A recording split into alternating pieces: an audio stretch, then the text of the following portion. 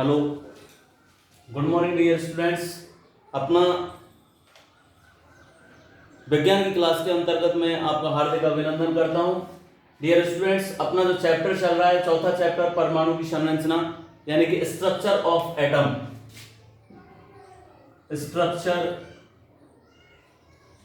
Of atoms. इस chapter में मैंने आप लोगों को परमाणु के बारे में समझाया, परमाणु होता क्या है। इस परमाणु की संरचना के बारे में चल रहा था कि अपरमाणु कणों के अंतर्गत हम लोगों ने जे थॉमसन का मॉडल पढ़ा, जे थॉमसन। उसके बाद में जो दूसरा मॉडल पढ़ा है हम लोगों ने, उसमें रदरफोर्ड का मॉडल पढ़ा, रदरफोर्ड मॉडल। इनके बाद में हम लोग पढ़ते हैं नील्स बोर का, नील्स बोर मॉडल। स्टूडेंट्स, इनमें जे थॉमसन का हम लोगों ने जो पढ़ा वो था plum pudding model, plum pudding model. इस मॉडल के बाद में रदरफोर्ड ने अल्फा कणों की बौछार कराई सोने की पन्नी के ऊपर। उस प्रयोग को हम लोगों ने पढ़ा है। जे थॉमसन ने अपने प्रयोग के अंतर्गत बताया कि कोई भी परमाणु, उस परमाणु में समान रूप से, परमाणु के अंतर्गत समान रूप से इलेक्ट्रॉन धसे हुए होते हैं और उतना ही धनावेशित भाग होता है जितना ऋणावेशित भाग होता है। रदरफोर्ड ने अपने प्रयोग में बताया कि इलेक्ट्रॉन अल्फा कणों की बौछार यदि सोने की पन्नी के ऊपर कराई जाए तो सोने की पन्नी पर अल्फा कणों की बौछार कराई, हीलियम नाभिक के कणों की जब बौछार कराई जाती है तो ऐसी कंडीशन में उन्होंने देखा कि परमाणु का अधिकांश भाग खाली होता है, कुछ भाग में आवेशित कण पाए जाते हैं, लेकिन नाभिक में उसके में पूर्ण द्रव्यमान स्थित होता है, जिसके कारण उसमें एक कण टकरा करके वापस लौट आया। इसी घटना को अर्नेस्ट रदरफोर्ड ने अपने शब्दों में व्यक्त कर दिया कि यह मेरे जीवन की एक ऐसी अविस्मरणीय घटना है कि माना एक 15 इंच मोटे तोप के गोले को एक टिश्यू पेपर से टकराया जाए तो वो टिश्यू पेपर से टकराने के बाद में चलाने वाले पर ही आत्मघात कर बैठा हो। इनके बाद में आता है नील्स बोर का परमाणविक मॉडल। नील्स बोर ने अपने परमाणविक मॉडल के अंतर्गत इन्होंने बताया कि कक्षक और कोशों के बारे में, और इनके बारे में बताने के बाद में नील्स बोर ने कक्षक और कोश यानी कि कोशों को के, एल, एम और एन, इन चार कोशों में विभक्त कर दिया। ये ऊर्जा स्तर भी कहलाते हैं, ऊर्जा स्तर भी कहलाते हैं, कोश भी कहते हैं इनको, और कक्षक भी कहा जाता है। के एल एम एन, के का मतलब पहला कोश, एल का मतलब दूसरा, एम का मतलब तीसरा और एन का मतलब चौथा कोश, यानी कि 1, 2, 3 और 4 कोश। एन परमाणु की संख्या होती है। इन्होंने अपना जो सूत्र बताया उसके अनुसार बताया था कि अधिकतम कोशों की संख्या को इस सूत्र के माध्यम से इलेक्ट्रॉनों के वितरण को समझाया जा सकता है। इलेक्ट्रॉन वितरण करने का जो सूत्र होता है वो 2n² के माध्यम से होता है। इनके बाद में न्यूट्रॉन के बारे में बता रहा था कि न्यूट्रॉन ये एक इसमें किसी भी प्रकार का कोई आवेश नहीं होता, तो ये आवेश रहित होता है। इनमें हम देखते हैं तो प्रोटॉन ये एक धनावेशित कण होता है, इलेक्ट्रॉन ऋणावेशित कण होता है, और न्यूट्रॉन पर किसी भी प्रकार का आवेश नहीं पाया जाता, यानी कि आवेश रहित होता है, इसमें किसी भी प्रकार का कोई आवेश नहीं होता। अब बात आती है संयोजकता निर्धारण की, कि संयोजकता का निर्धारण कैसे किया जाता है। इसके लिए यदि हम लोग तत्वों के प्रतीकों को, मैं वैसे पहले भी बता चुका हूं लेकिन फिर मैं एक बार रिपीट करके बता रहा हूं कि कम से कम हम लोगों को तत्वों के प्रतीक जो हैं वो परमाणु क्रमांक के आधार पर 20 या 25 अपने सिलेबस के अकॉर्डिंग याद होने चाहिए। और इनमें 20 या 25 में मैं क्रम से इनको लिख रहा हूं, और लिखने के बाद में फिर इनका एक मेथड बताऊंगा। लिखने के लिए क्रम संख्या 1 से पहला तत्व होता है hydrogen, helium, lithium, beryllium, boron, carbon, nitrogen, oxygen, fluorine, neon, 3, 4, 5, 6, 7, 8, 9, 10, 11वें नंबर पाएगा sodium, magnesium, aluminium, silicon, phosphorus, sulphur, 14, 15, 16, chlorine, argon, potassium, calcium 17, 18, 19, 20, 21, scandium, titanium, vanadium, chromium, manganese, iron, cobalt, nickel, copper,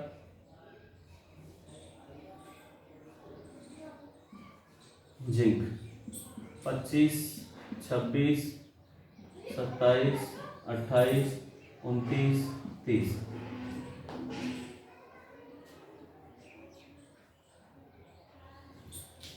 ये जितने भी मैंने प्रतीक लिखे हैं ये सब इसी सीक्वेंस के साथ में याद होने चाहिए, क्योंकि इन प्रतीकों में मुख्य रूप से ये जो परमाणु क्रमांक है, इनकी जो क्रम संख्या है, ये इनके किसको व्यक्त करती है? परमाणु क्रमांक को व्यक्त करती है। जितनी किसी भी तत्व की क्रम संख्या होती है वो उतनी ही उस तत्व का परमाणु क्रमांक होता है।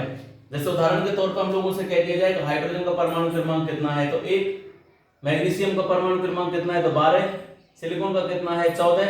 इस तरीके से इनको याद रखना जरूरी होता है। इनके लिए वैसे मैं ट्रिक्स का रूपांतरण अपनाता नहीं, लेकिन अगर उनको याद करने का अगर इस तरीके से याद कर सकते हो तो सबसे बेहतर है, और अगर नहीं हो पाते तो इनके लिए सीधा सा है, यहाँ पे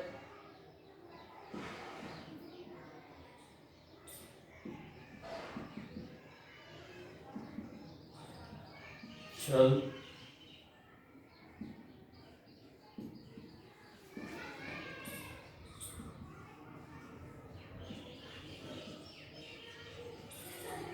इस मेथड को मैं एज ए ट्रिक के तौर पे बता रहा हूं।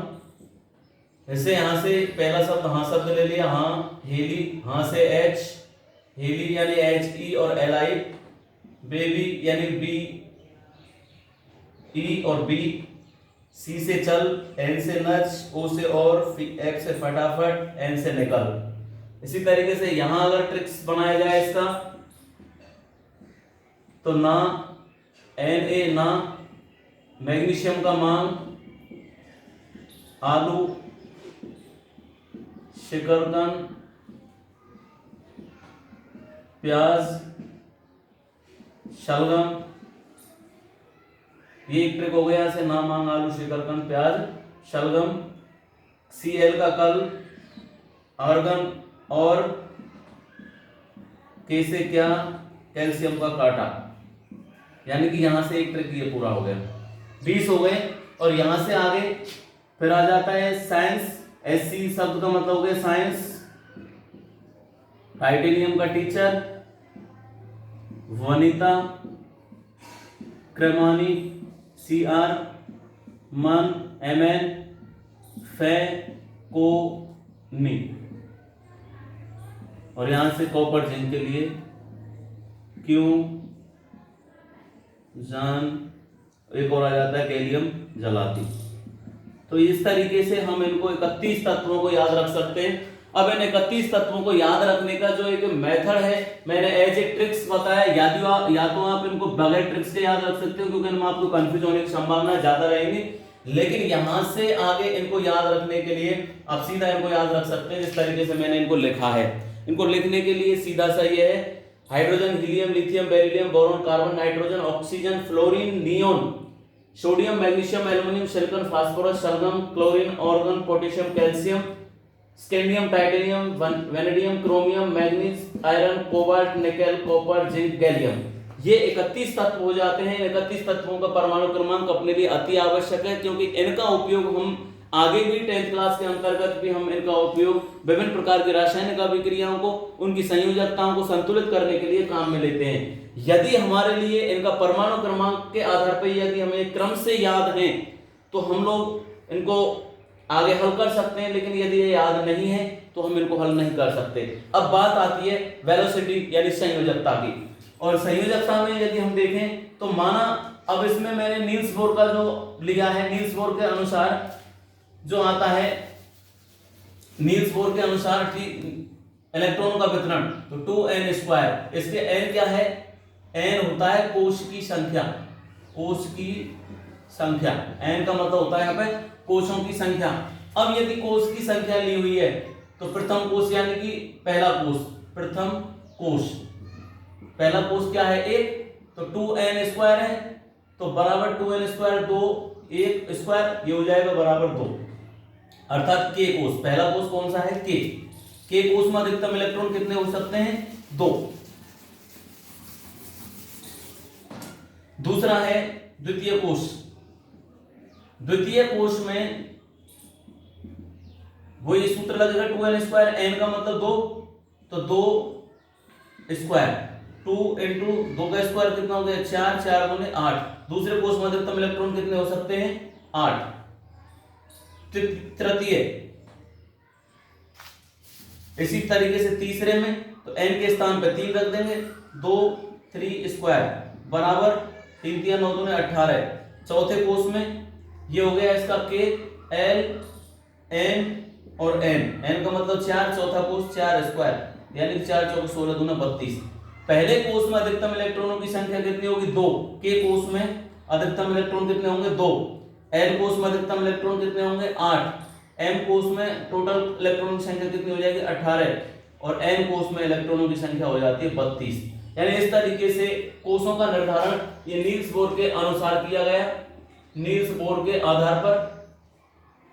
अब हम देखते हैं संयोजकता निर्धारण में कि उदाहरण के तौर पर हम लोगों से पूछ लिया जाता है कि मैग्नीशियम के संयोजकता बताइए। तो मैग्नीशियम का परमाणु क्रमांक कितना है 12, मैग्नीशियम का परमाणु क्रमांक कितना है Mg का 12। इसमें K L M N, अब पहले कोष में अधिकतम इलेक्ट्रॉन कितने हो सकते हैं 2, तो 2। दूसरे कोष में अधिकतम इलेक्ट्रॉन कितने हो सकते हैं n कोष में K L, L कोष में अधिकतम इलेक्ट्रॉन 8, दूसरे कोष में अधिकतम इलेक्ट्रॉन हो सकते हैं 8, 8 और 2 कितने हो गए 10। अब कितने बचे इसमें से 2 यहाँ पे आ जाएगा, तो कितना हो गया ये भाई सब संयोजकता कोष में, यानी कि बात आती है संयोजकता कोष किसे कहते हैं, तो वह कोष जो किसी भी तत्व के सबसे बाह्य कोष में आता है वो उसका संयोजकता कोष होता है, जिसके आधार पर संयोजकता का निर्धारण करते हैं। जैसे यहाँ पर हमने अब यहाँ पर संयोजकता कितनी है 2 है। यदि किसी भी तत्व के, यदि किसी भी तत्व के संयोजकता कोष में इलेक्ट्रॉनों की संख्या, इलेक्ट्रॉनों की संख्या यदि किसी भी कोष में 1 2 3 है तो वो धनात्मक संयोजकता वाले होते हैं, और दूसरे कोष में 4 5 5 6 और 7 अगर ये हैं तो ये ऋणात्मकता संयोजकता वाले होते हैं। क्यों होते हैं? क्योंकि धन वो होता है जिसके पास में एक्स्ट्रा होता है, फालतू होता है और किसी को देने की स्थिति में होता है तो वो धनी होता है। और यदि किसी के पास में कोई धन नहीं है और उसके पास में पैसा नहीं है तो वो लेने की कंडीशन में होता है अपने कार्य को करने के लिए, तो वो कैसा हो गया ऋणी। माना एग्जांपल के तौर पे मैंने यहाँ पे लिख दिया सोडियम क्लोराइड, सोडियम का परमाणु क्रमांक कितना है 11, विन्यास क्या हो जाएगा इसका, पहले कोष में अधिकतम 2, दूसरे में 8 और तीसरे में 1, 8 में तो 10 और 1 11। के कोष में अधिकतम 2 इलेक्ट्रॉन, इससे ज्यादा नहीं होंगे। दूसरे कोष में अधिकतम इलेक्ट्रॉन 8, इससे ज्यादा नहीं हो सकते एल में। अब जितने भी एम एन जो भी हम करेंगे ना आगे, उनमें सब में 8 से ज्यादा नहीं करेंगे हम किसी में भी। तो यहाँ पे अब तीसरे में कितना बचा 1, तो ये इसका क्या है संयोजकता कोष, 1 इलेक्ट्रॉन इसमें फालतू है। अब अगर इसका हम कोष की बात करें कि ये बाह्य कोष है, एक तो कंडीशन आ गई ये 1 2 3 4 5 6 7 3 2 5 और 3 8, इसमें 8 है, एक मैंने बना दिया ये, इसमें इसका 1 इलेक्ट्रॉन है, इसको कर दिया मैंने 7, इसके पास में 7 है और इसके पास में 1 है, ये सोडियम का है, या पास में तो फालतू है। और क्लोरीन का है, क्लोरीन का परमाणु क्रमांक 17, तो विन्यास हो गया पहले कोष में 2, दूसरे में 8 और तीसरे में 7। अब इलेक्ट्रॉन पूरा करने के लिए इनमें से ये कहता है कि इसमें 8 इलेक्ट्रॉन से पूरा हो रहा है कोष, इसके पास में कोष में बाह्य कोष में 1 इलेक्ट्रॉन है और इसके पास में बाह्य कोष में 7 इलेक्ट्रॉन है। तो 1 इलेक्ट्रॉन वाला और 7 इलेक्ट्रॉन वाला कोषों की संख्या की स्थिति को देखना चाहेगा।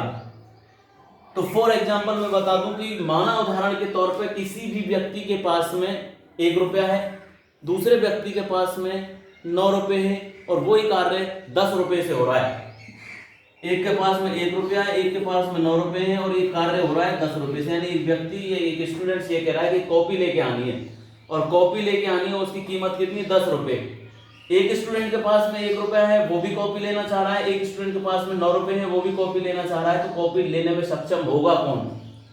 तो इनमें से सीधी सी स्वाभाविक प्रक्रिया, जिसके पास में 9 रुपए है वो कॉपी लेने में सक्षम होता है, लेकिन चाहिए कितने उसको? 10 चाहिए, तो वो क्या करेगा? इससे उधार ले लेगा। भाई ऐसा तो नहीं है कि ये अगर इससे कहे कि तू 9 रुपए मेरे लिए दे दे और मैं कॉपी ले लूं, तो ये संभव नहीं है क्योंकि इसके पास में राशि कम है।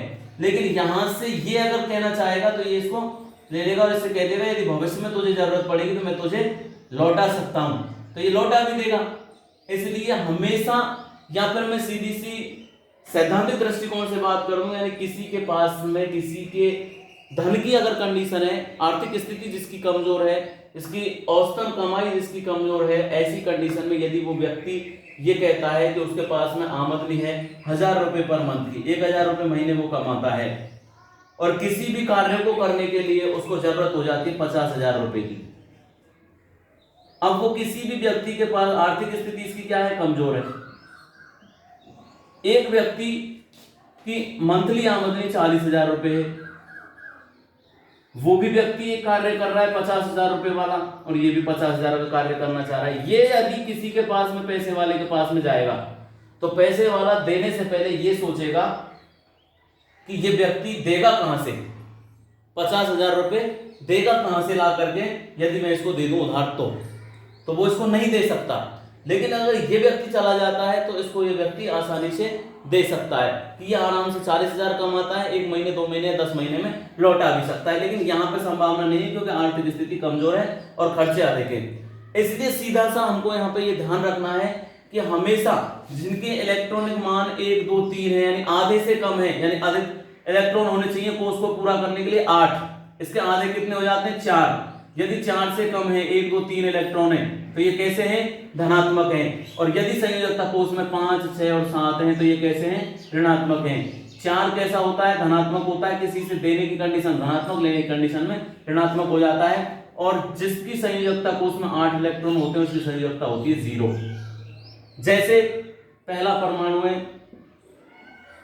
इसका कोष 1 और इसकी 2, प्रथम कोष में अधिकतम 2 इलेक्ट्रॉन ही होते हैं तो कोष पूरा हो गया 2 इलेक्ट्रॉन से, तो या की संयोजकता कितनी है? 0। दूसरा है जिसका परमाणु क्रमांक 10 है, नियोन। 10वें नंबर पे जो नियोन आता है उसके विन्यास में पहले कोष में अधिकतम 2, दूसरे में 8 पे उसका कोष क्या हो गया? पूरा। अब जब कोष पूरा हो जाता है संयोजकता कितनी हो गई? 0 हो गई। तो यहां इनकी संयोजकता क्या हो जाती है? 0 हो जाती है। तो मेरा कहने का मतलब ये, संयोजकता निर्धारण में यदि मैं कुछ एग्जांपल्स और बता दूंगा आप लोगों को तो उसमें भी हम देख सकते हैं कि संयोजकता निर्धारण में होता क्या है। यहां से आगे मैं कल कराऊंगा। आशा करता हूं कि आप लोग इसको घर पर जा करके लर्न करेंगे, याद करेंगे और कोशिश करेंगे संयोजकता निर्धारण करने की। धन्यवाद।